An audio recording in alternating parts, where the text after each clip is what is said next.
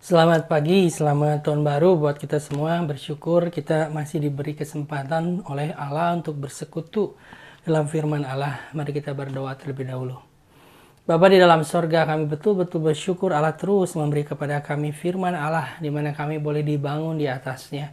Kau berkata orang yang membangun dirinya berdasarkan firman Allah dan mengerjakannya seperti orang yang membangun rumah di atas batu. Kami percaya setiap badai, setiap rintangan yang menghantam hidup setiap kami bisa diatasi oleh firman Allah. Biarlah firman Allah menguatkan, memperlengkapi, dan membuat hidup kami penuh kemenangan. Dalam Yesus kami berdoa, ucap syukur. Amin.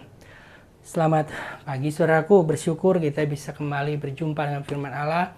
Di dalam kesempatan ini saya akan mulai melanjutkan seri tentang karunia roh. Kemarinnya kita belajar buah-buah roh, yaitu fondasi untuk kehidupan karakter, kehidupan di mana kita bisa bertumpu ya kepada hal-hal yang memang lebih basic. Nah, masalahnya ketika kita mulai melayani orang, kita tidak bisa mengandalkan buah-buah roh itu saja. Misalnya kita menghadapi orang yang sakit, kita tidak mungkin terus-menerus hanya bilang kepada dia ya sabar, ya bersabar, ya berdoa, ya bertekun, ya terus tabah. Nggak bisa saudaraku. Kekristenan tidak hanya membuat kita hanya di satu sisi saja. Allah membangun kita di sisi yang lain, yaitu kita harus mengerjakan hal yang lain. Yesus bilang sembuhkanlah yang sakit, dan itu jelas tidak bisa dihasilkan oleh hal-hal yang sifatnya manusiawi dan karakter. Tidak ada kekuatan dari karakter manusia yang mampu menyembuhkan yang sakit, tapi itu memerlukan suatu karunia, demonstrasi dari kuasa Allah untuk melakukan hal-hal yang supranatural. Oleh karena itu setiap orang yang ingin bertumbuh, setiap orang ingin melayani Allah, setiap orang yang ingin berfungsi dalam pelayanan Allah, dia harus diperlengkapi dengan karunia-karunia rohani. Mari kita akan membahas karunia-karunia rohani, karunia-karunia Roh Kudus yang diberikan oleh Alkitab. Saya akan membaca di dalam 1 Korintus 12 ayat 7 sampai 11 ya. 1 Korintus 12 ayat 7 sampai 11. Tetapi kepada tiap-tiap orang dikaruniakan penyataan roh untuk kepentingan bersama. Sebab kepada yang seorang roh memberikan karunia untuk berkata-kata dengan hikmat, dan kepada yang lain roh yang sama memberikan karunia berkata-kata dengan pengetahuan. Kepada yang seorang roh yang sama memberikan iman, dan kepada yang lain ia memberikan karunia untuk menyembuhkan. Kepada yang seorang roh memberikan kuasa untuk mengadakan mujizat, dan kepada yang lain ia memberikan karunia untuk bernubuat, dan kepada yang lain lagi ia memberikan karunia untuk membedakan bermacam-macam roh. Kepada yang seorang ia memberikan karunia untuk berkata-kata dengan bahasa roh, dan kepada yang lain ia memberikan karunia untuk menafsirkan bahasa roh itu. Tetapi semuanya ini dikerjakan oleh roh yang satu dan yang sama, yang memberikan karunia kepada tiap-tiap orang secara khusus seperti yang dikehendakinya. Amin. Jadi ada beberapa list karunia-karunia rohani di sini, ada 9, dan kalau dikelompokkan ada yang mengkelompokkan menjadi 3 kelompok. Kelompok pertama adalah karunia yang bersifat pewahyuan, atau sesuatu yang sifatnya hikmat, pengetahuan dan sebagainya. Nah, kita lihat di sini list yang masuk karunia pewahyuan adalah di sini dikatakan karunia berkata-kata dengan hikmat yang pertama ya. Lalu karunia berkata-kata dengan pengetahuan. Nah, ada yang ketiga yaitu karunia untuk membedakan bermacam-macam roh. Jadi ini kelompok pertama yang bersifat pengetahuan, pewahyuan, revelation. Tiba-tiba bisa keluar kata-kata hikmat, tiba-tiba bisa keluar kata-kata pengetahuan, lalu dia bisa membedakan, oh ini rohnya bukan roh Allah, ini roh jahat dan sebagainya. Jadi karunia yang dalam kelompok ini karunia revelation, karunia pewahyuan. Nah, yang kedua adalah karunia kuasa. Nah, karunia kuasa ini di kelompok yang menjadi kelompok karunia kuasa adalah karunia iman. Nah, karunia iman ini berbeda sekali lagi dengan iman yang dikerjakan hasil dari buah-buah roh. Buah-buah roh menghasilkan hasil karakter, hasil yang kita kerjakan hari demi hari lah, lebih tepatnya kita menumbuhkan iman lewat pendengaran firman Allah dan sebagainya. Ini berbeda dengan orang yang memang sekali lagi diberikan oleh Roh Kudus satu karunia yang bersifat iman. Memang orang ini diberi aja karunia iman, lalu dia tidak perlu bersusah payah, dia berkata ini dan jadi. Nah, ini sekali lagi bukan kedewasaan rohani, saudaraku. Jangan tertipu ya. Ini adalah karunia memang. Dan tidak heran ada orang-orang yang seperti ini kok hidupnya masih nggak benar. Ini seperti bakat lah. Karunia ini seperti bakat. Ada orang yang bakat bernyanyi, ada orang yang bakat bermain olahraga sepak bola, ada orang yang berbakat untuk di bagian otomotif, ada orang yang berbakat menggambar.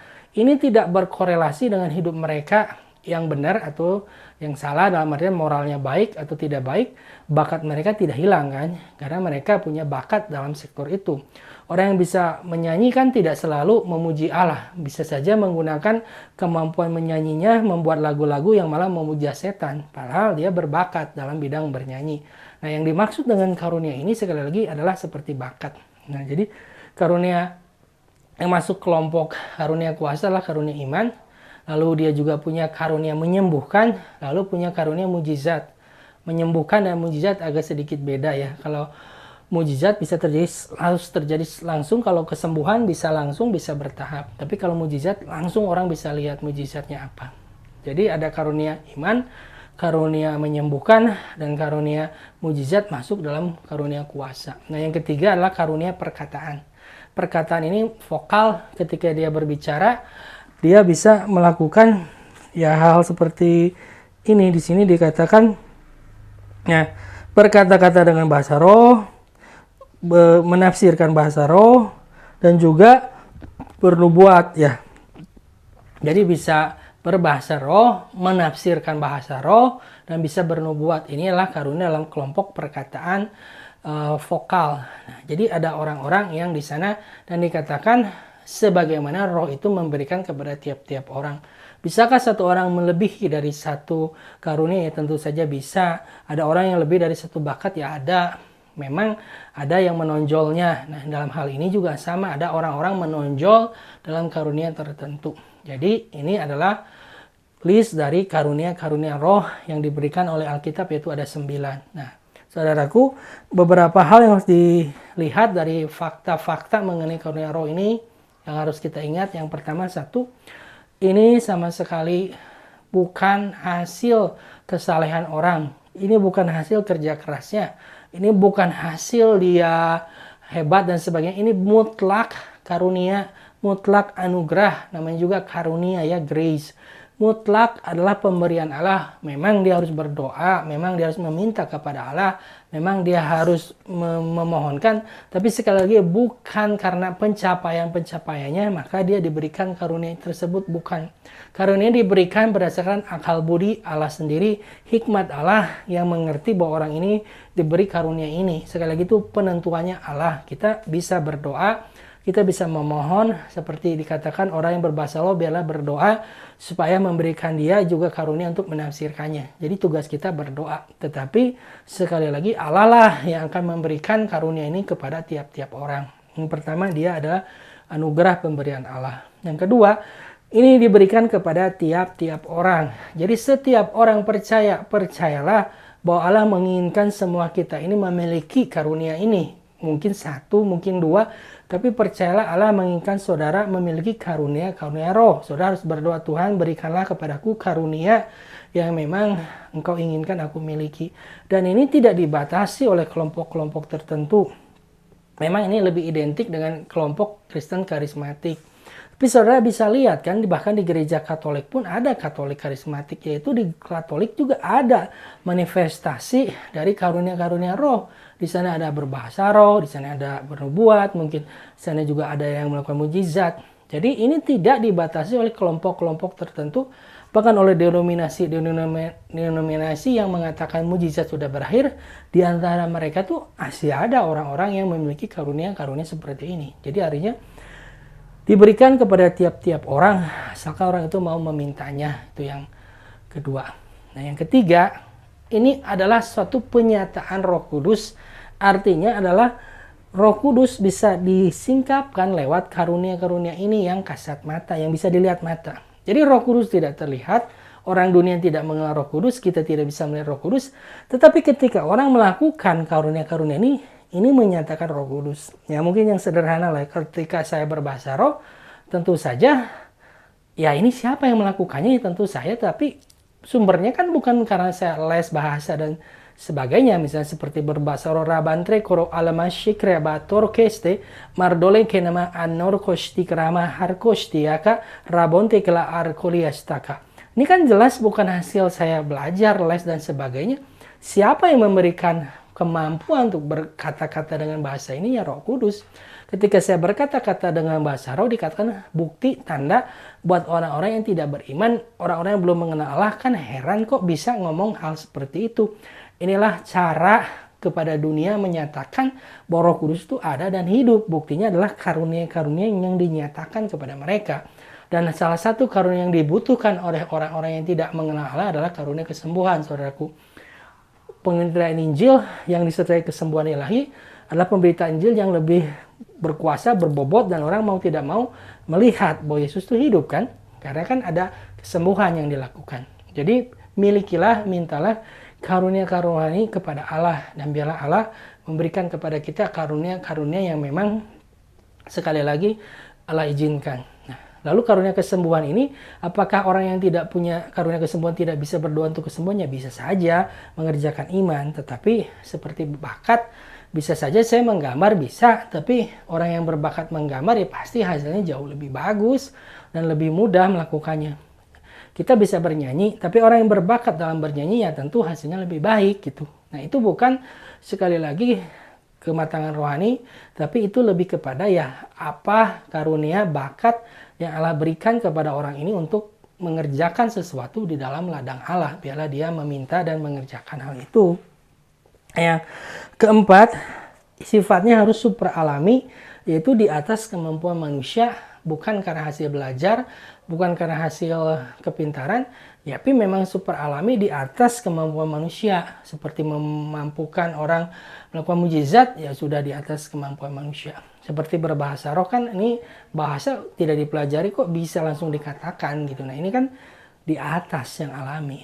Jadi sekali lagi saya akan ulangi fakta-fakta mengenai karunia rohani. Yang pertama ini memang pemberian Allah. Yang kedua diberikan kepada tiap-tiap orang.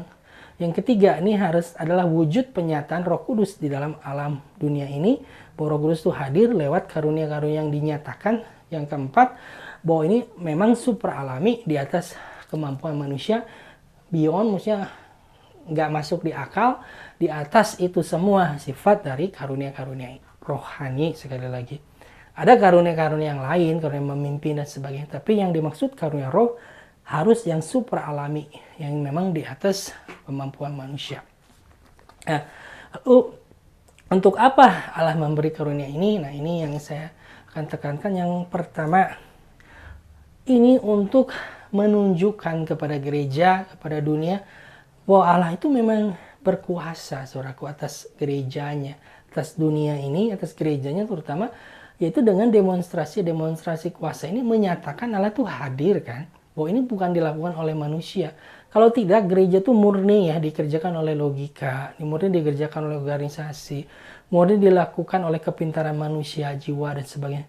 Tapi ketika ada karunia-karunia ini, orang nyadar gitu, Allah tuh hadir, Allah tuh ada di sana, dan kita mengizinkan Allah menjadi Allah di dalam gereja, menjadi Tuhan, punya wewenang, memerintah, dan punya kuasa atas gerejanya. Itu yang pertama, memberikan pernyataan bahwa Allah tuh berkuasa atas umatnya, hadir di tengah-tengah umatnya, memberi ruang kepada kuasa Tuhan untuk ada dalam gereja. Kalau enggak, semuanya ini ya hanya sosial dan sebagainya, organisasi. Yang kedua, ia mengangkat kita semua kepada dunia yang lebih tinggi, yaitu bukan dunia yang terlihat, tapi dunia yang lebih kekal, dunia tidak terlihat. Salah satu Alkitab yang menjelaskan semua inilah kisah para rasul, di mana kisahnya rasul adalah kisah di mana Roh Kudus bekerja melalui para rasul, bukan kisah-kisah seperti di novel ya, kisah asmara, kisah cinta, kisah pengalaman biografi orang, pengalaman-pengalaman orang. Bukan, ini kisahnya lah kisah Roh Kudus bekerja melalui para rasul, bagaimana Roh Kudus menggerakkan, gimana Roh Kudus mengerjakan pekerjaan Tuhan, memenangkan jiwa lewat pemberitaan Injil, bagaimana Yesus mengurapi mereka, orang-orang supaya mereka punya karunia bernubuat, berbahasa roh, gimana Roh Kudus memberi penglihatan kepada Petrus sehingga Petrus menyatakan bahwa Injil adalah buat bangsa-bangsa lain, bagaimana Roh Kudus melarikan Filipus dari suatu tempat di sida-sida Ethiopia itu, dia tiba-tiba pindah ke tempat lain. Ini cerita di mana orang berani bersaksi dan berkuasa, di mana Paulus menerima penglihatan. Ini kisah di mana orang-orang mengalami kesembuhan, di mana Petrus bayangannya bisa memberikan kesembuhan, Paulus sapu tangannya memberi kesembuhan, roh-roh jahat diusir. Inilah kisah dari Roh Kudus lewat para rasul. Nah, dan ketika unsur ini dihilangkan, tidak ada karunia-karunia Roh Kudus dalam kisah para rasul, untuk setiap pasal ini tidak akan utuh. Karena dalam setiap pasal ada cerita di mana Roh Kudus itu bekerja gitu di sana. Nah, inilah yang jadi masalah. Kehidupan orang percaya itu seringkali tidak mengizinkan Roh Kudus bekerja dalam hidupnya. Sementara harusnya Roh Kudus itu bekerja lewat hidup kita hari demi hari, peristiwa-peristiwa yang kita jalani. Roh menyatakan kuasanya. Di sini yang penting bahwa kita menyadari bahwa Roh Kudus ini membawa kita pergi ke suatu dimensi kehidupan yang lain, yang di atas normal, di mana kita setiap hari hanya hidup begitu-begitu saja. Tiba-tiba Roh Kudus bisa memimpin kita seperti memimpin Petrus.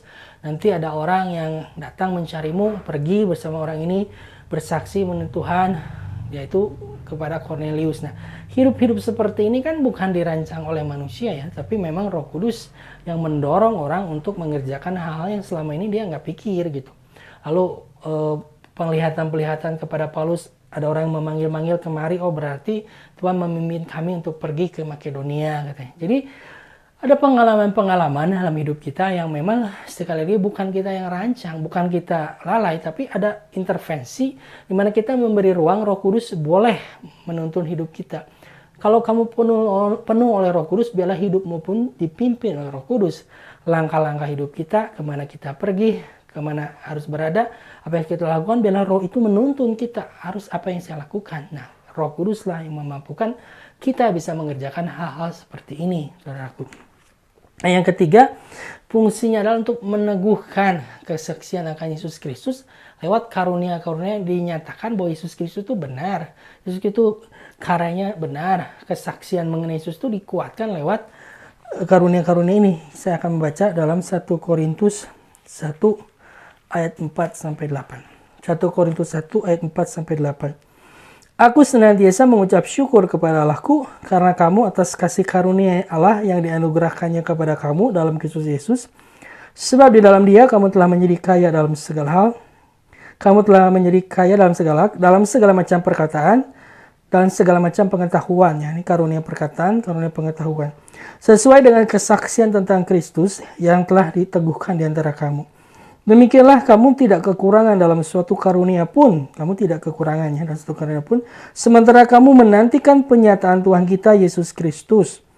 Ia juga akan meneguhkan kamu sampai kepada kesudahannya sehingga kamu tak bercacat pada hari Tuhan kita Yesus Kristus. Nah, jadi sekali lagi di sini dikatakan kita menjadi kaya dalam segala hal, yaitu karunia perkataan, karunia pengetahuan, sesuai dengan kesaksian Yesus Kristus. Nah, kita tidak kekurangan dalam satu karunia pun dalam menantikan Tuhan. Jadi kita diberi banyak karunia ini, salah satunya untuk meneguhkan kesaksian Yesus Kristus. Jadi untuk apa banyak karunia kalau akhirnya tidak membawa orang kepada Yesus, tidak ada gunanya. Ketika orang ini sembuh, ya orang ini harus dibawa dong kepada Tuhan, mengenal Yesus. Kita katakan yang menyembuhkan bukan saya, tetapi Yesus, dia bekerja melalui saya. Ketika kita memberi hikmat, ya hikmat kita menuntun orang kepada Tuhan. Ketika kita diberi mujizat, ya jangan sampai orang terikat dengan mujizatnya, tidak mau ikut Tuhannya, malah cari kitanya. Jadi selalu fungsi dari semua karunia inilah meneguhkan tentang Kristus dan membawa mereka kepada Kristus. Itu fungsi dari karunia-karunia ini. Berbeda mungkin dengan bakat manusia kita, tujuannya untuk mencari kita, kan punya bakat menyanyi, punya bakat menggambar ya supaya orang mencari kita kan. Kalau karunia-karunia Roh Kudus ini selalu fungsinya adalah meneguhkan Yesus Kristus dan membawa mereka kepada Tuhan. Itu yang harus kita ingat. Dan yang keempat, fungsi yang keempat dan yang terakhir adalah ini sengaja diberikan ya supaya semua orang beriman itu dapat mempersembahkan sesuatu ketika mereka berkumpul gitu. Jadi jangan sampai orang beriman tuh berkumpul hanya dengerin aja satu orang ngeberitain firman yang lain, dia diem aja dengerin. Tapi adalah kesempatan ketika berkumpul itu memberikan, menyalurkan karunia ini kepada yang lain supaya saling membangun gitu. Jadi bukan lagi milik satu orang gitu pertemuan ibadah ini, tapi milik ya semua yang hadir supaya kaya dan limpah. Jadi ajang untuk saling membangun lewat karunia Roh Kudus yang memang diberikan. Karena kan kalau kita berkumpul hanya mau menyaksikan kesabaran, menyaksikan kelemah lembutan, bukan itu. Yang lebih utama lebih kepada memberikan penyataan Allah kepada yang lain, membangun yang lain. 1 Korintus 14 ayat 26. Jadi bagaimana sekarang saudara-saudara, bila mana kamu berkumpul, hendaklah tiap-tiap orang mempersembahkan sesuatu. Yang seorang mazmur, yang lain pengajaran atau penyataan Allah, atau karunia bahasa roh, atau karunia untuk menafsirkan bahasa roh. Tapi semua itu harus dipergunakan untuk membangun. Nah, jadi fungsi karunia ini untuk saling melengkapi di antara tubuh Kristus dan dalam pertemuan-pertemuan ibadah. Di sana orang-orang boleh mengalirkan karunia-Nya untuk membangun yang lain. Jadi ada yang berkata-kata dengan mazmur, ada yang memberitakan firman Allah, pengajaran, ada yang mintakan bahasa roh lalu menafsirkannya, ada yang bernubuat, ada yang menyanyikan mazmur, ada yang mengatakan kata-kata iman, ada yang mengatakan ada yang sakit mungkin menyatakan kesembuhan dan sebagainya. Sehingga gereja itu limpah, saudaraku. Tidak ada satu orang yang begitu istimewa sehingga dia ngomong yang lain dengar. Tapi bukan seperti itu. Nah, makanya karunia-karunia roh ini seperti dimunculkan kembali. Kan sempat kayak hilang. Banyak orang bilang itu hanya milik para rasul, setelah itu hilang. Nah, padahal tidak. Itu dibangkitkan kembali oleh Allah supaya gereja itu kembali hidup, bahwa setiap orang itu berfungsi, setiap orang itu membangun lewat karunia yang diberikan roh kepada mereka. Jadi oleh karena itu buat saya dan saudara, mintalah karunia-karunia itu kepada Allah dan biarlah saudara setia mengerjakan karunia itu dan menjadi berkat buat saudara seiman yang lain, bahkan untuk orang-orang di dunia ini mengalurkan karunia Allah, menyatakan Yesus, menyatakan Roh Kudus lewat karunia-karunia yang kita nyatakan, ekspresikan ini. Amin. Saudaraku, mari kita berdoa.